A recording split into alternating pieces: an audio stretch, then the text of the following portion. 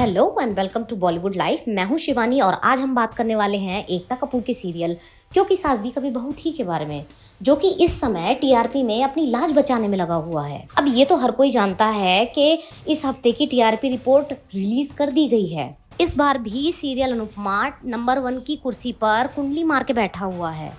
वहीं बात की जाए तुलसी के शो की तो इस बार उसकी रेटिंग गिर गई है। जहां पिछले हफ्ते ये शो नंबर 3 पर था, इस बार ये खिसक कर नंबर 4 पर आ पहुंचा है। अब देखिए, ये तो होना ही था क्योंकि लोग तुलसी की कहानी में ऐसा कुछ खास दिलचस्पी दिखा नहीं रहे हैं। यहाँ पर एक बात समझना जरूरी है कि टीवी की दुनिया में रोजाना सैकड़ों सीरियल्स जो है रोज ऑन एयर होते हैं।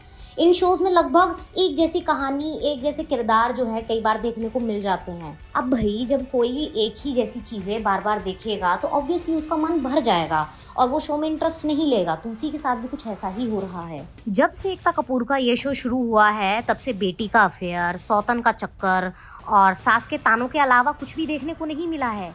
ये सारे वही टॉपिक हैं जो लगभग हर शोज में रोजाना दिखाए जाते हैं। जब सीरियल क्योंकि सास भी कभी बहू थी टीवी पे दस्तक देने वाला था, उस समय एकता कपूर ने वादा किया था कि वो अपने फैंस को कुछ नई कहानियां दिखाएंगे। एकता कपूर अपने इस वादे को पूरा कर पाने में फिलहाल नाकामयाब नजर आ रही हैं। शायद यही वजह है जो अक्सर फैंस तुलसी और अनुपमा की आपस में तुलना करते नजर आते हैं। कुछ फैंस को तो ये भी लगता है कि अनुपमा और तुलसी रो रो के टीआरपी बटोर रही हैं। यहाँ पर एक मजेदार बात ये है कि रो रो कर ही सही, लेकिन अनुपमा कम से कम टीआरपी तो बटोर रही है, तुलसी तो वो भी नहीं कर पा रही है।